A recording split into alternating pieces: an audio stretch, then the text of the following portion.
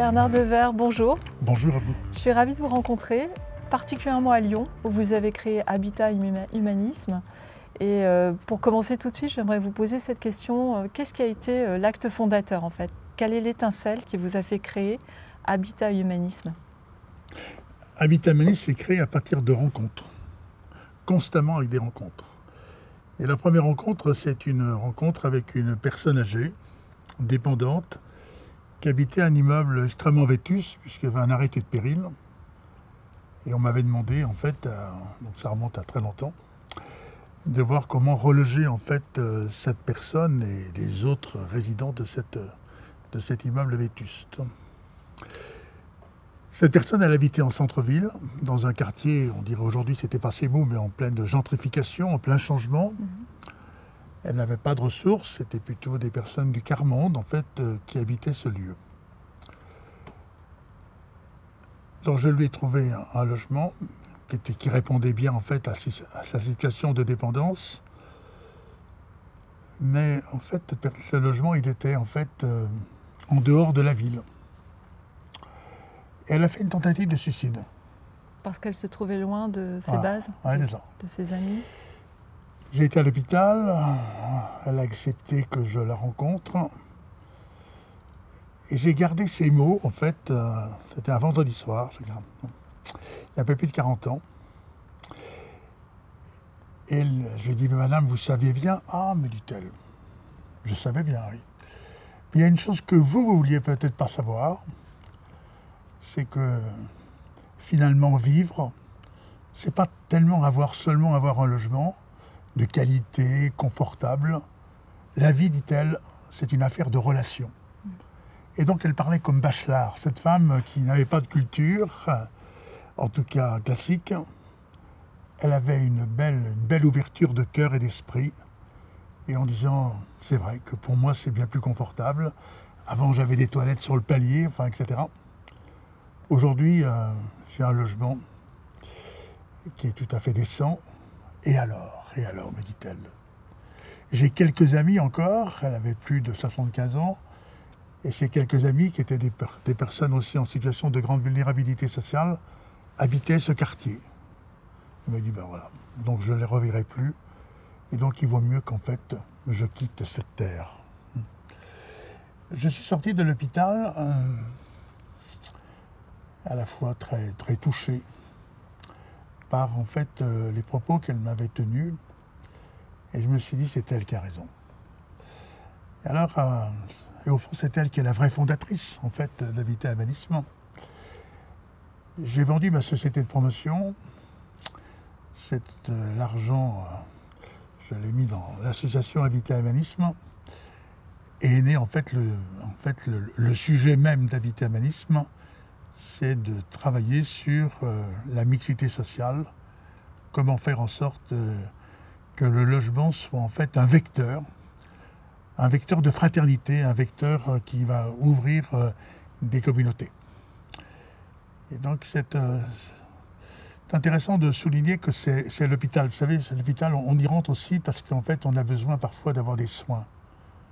Et au fond, moi le soin que j'ai reçu, c'était de dire, c'est pas l'argent qui fait les choses. Il ne s'agit pas simplement de réussir, il s'agit en fait aussi de réussir ensemble, de faire réussir ensemble.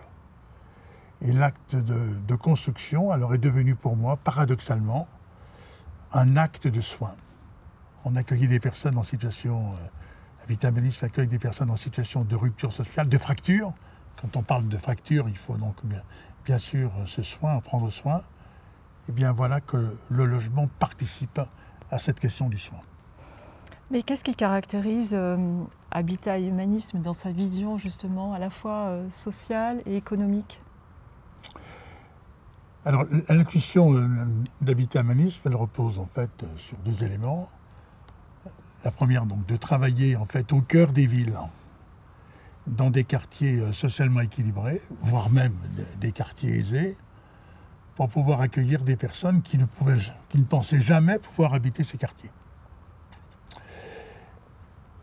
Et en 40 ans, finalement, qu'est-ce qu'on entend aujourd'hui? On entend en fait, à la fois c'est aussi notre échec.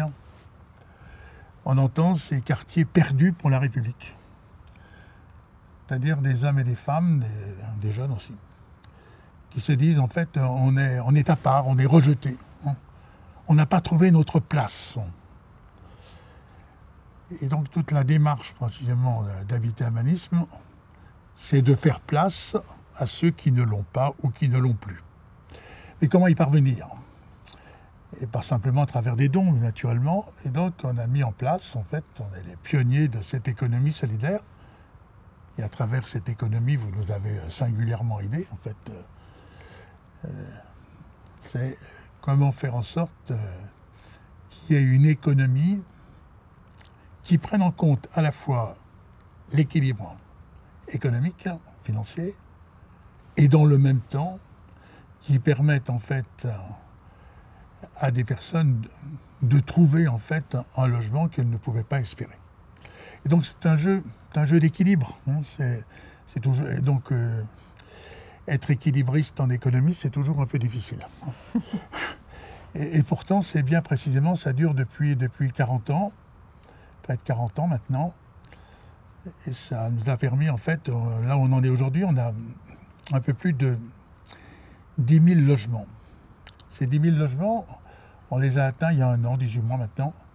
On n'a rien dit d'ailleurs, on a gardé le silence par pudeur. Car si on a pu réaliser 10 000 logements, c'est des centaines de milliers de personnes qui, eux, n'ont pas trouvé leur place. C'est-à-dire des personnes à qui, au fond, des familles, des ménages à qui on a dit non, qu'on n'était pas en mesure de pouvoir, en fait, les aider. Et on s'est dit qu'en fait, d'aller crier cocorico, on a dit 10 000 logements alors qu'il y a tant de personnes qui sont en situation de souffrance, ça aurait été impudique. Et d'après vous, qu'est-ce qu'il faut faire ou qu'est-ce qu'on pourrait faire pour que ce soit étendu encore plus, de façon plus massive? Que faire pour aller plus loin? D'abord, il y a une urgence d'aller plus loin. Et on voit que les événements qu'on connaît sont des événements qui marquent précisément en fait une souffrance sociale. Pour aller plus loin, il faut repenser l'acte de construction, d'abord comme étant un acte de soin. C'est repenser aussi cet acte de construction comme étant un formidable vecteur d'ouverture. J'aime beaucoup Le Petit Prince. Ouais. Et Le Petit Prince, il nous dit, on ne voit bien qu'avec le cœur, quoi. Bien, quand construire précisément nous invite en fait à entrer dans une relation d'apprivoisement, d'essayer en fait d'aligner des planètes, hein, parce que c'est bien cela. Vous savez, il y a cette fameuse planète, cette 5e planète, où en fait il y a cet allumeur de réverbère. Il lui dit mais qu'est-ce que tu fais en fait? Eh bien j'éclaire, quoi. Eh bien je crois qu'en fait en économie, et quand on est dans cette économie de la fraternité, cette économie d'une solidarité, c'est une économie qui suscite une lumière et à partir de laquelle, finalement, des hommes et des femmes se disent « mais finalement, pourquoi pas ?» quoi, hein.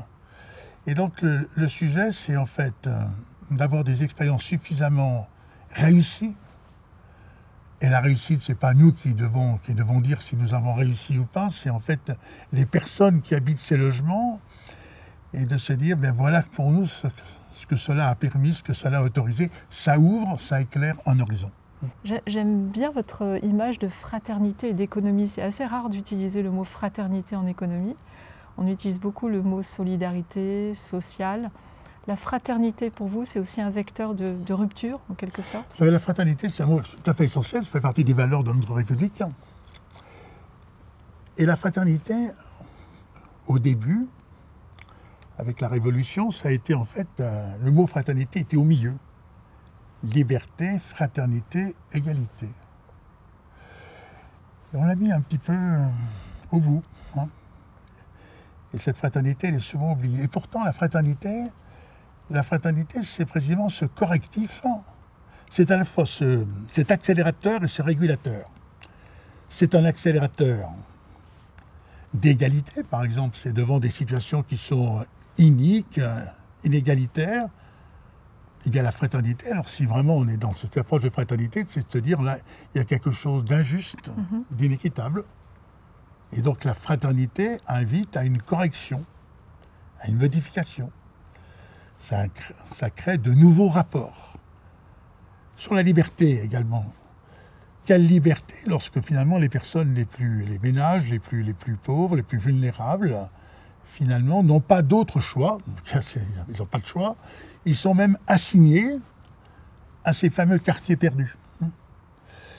Et donc la fraternité, ça consiste à dire, si vraiment la fraternité est un vecteur et d'égalité et de liberté, alors ça doit conduire en fait précisément à porter des corrections sur le plan social.